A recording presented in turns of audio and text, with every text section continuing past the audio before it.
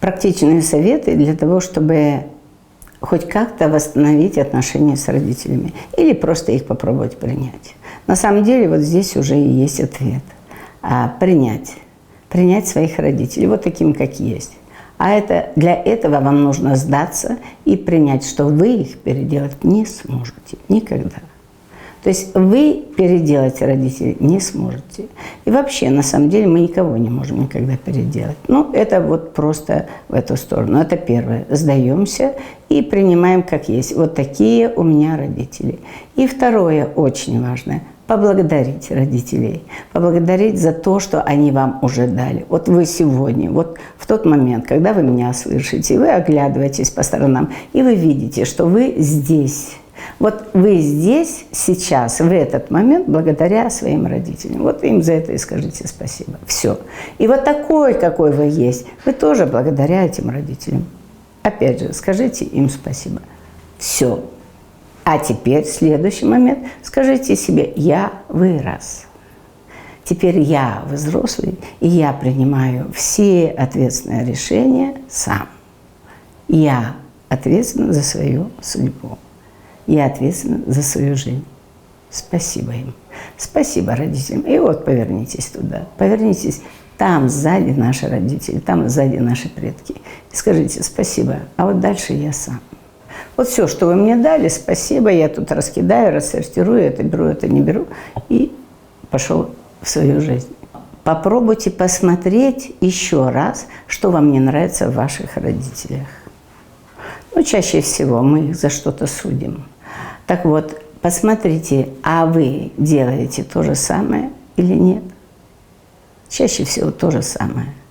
А ведь они-то нам показывают, чего не надо делать.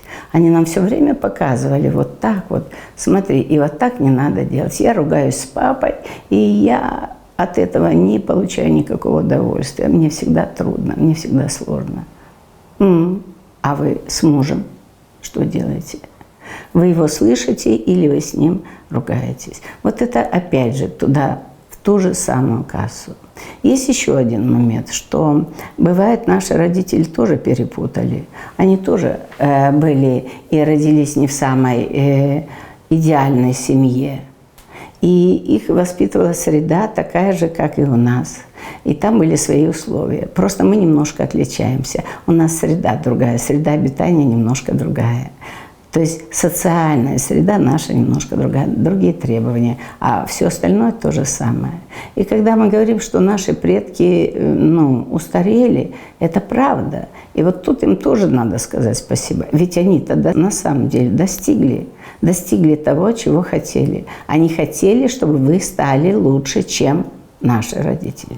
Они хотели, чтобы вы стали идеальными, уникальными, невероятными. Так вот, они это сделали, они вложились в вас. И не важно, что они в этот момент делали, но они сделали, вы стали лучше.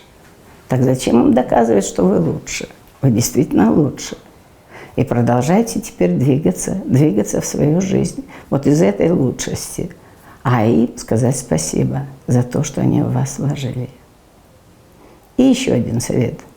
Если родители очень много уже во взрослом состоянии пытаются вами руководить, управлять, просто учитесь им говорить, что я уже вырос. Но это когда вы говорите им, слушайте сами, чтобы вы сами вспомнили, что вы выросли, и не перекладывайте на них ответственность. Да, так и заявите, да, я тебя слышу, спасибо, классно, но, пожалуй, сделаю как-то по-другому. Или да, я слышу, мне надо время, я подумаю, и, может быть, да, сделаю. Давайте обратную связь.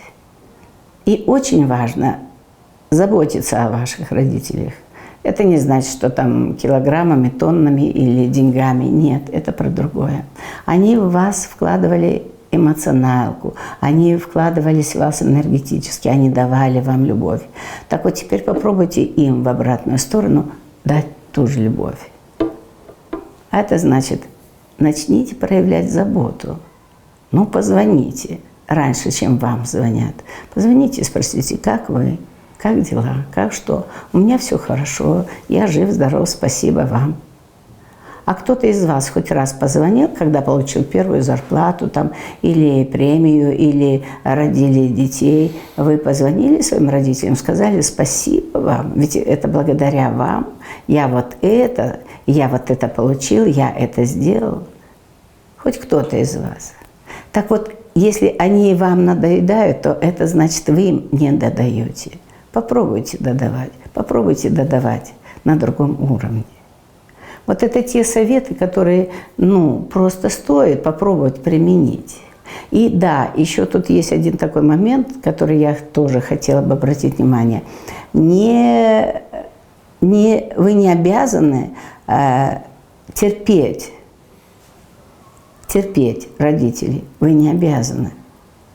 Это нормально. Вы можете сказать, я больше не могу этот крик терпеть, или я не могу слушать эти бесконечные слова. Поэтому давай так договоримся. Когда ты начинаешь так кричать, я тебя понимаю, конечно, я тебя слышу, но я буду бросать трубку, потому что у меня нервы сдают, и я не выдерживаю.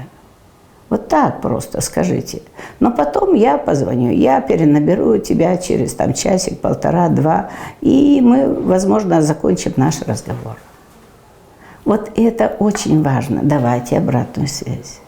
И особенно вашим родителям. Они тоже нуждаются. Они ведь сделали, они вложились в вас. А теперь они хотят, чтобы хоть немножко благодарности от вас. Они хотят радоваться за вас. Так радуйтесь, а не пытайтесь с ними воевать. Вот с ними воевать бесполезно. Как только вы начинаете, ты такой, сразу замолчите, отойдите и скажите себе, да, у меня такие родители. Ну да. Так что я могу сделать в этот момент сам для себя в этой жизни? Вот и делайте, чтобы вам было хорошо. Удачи!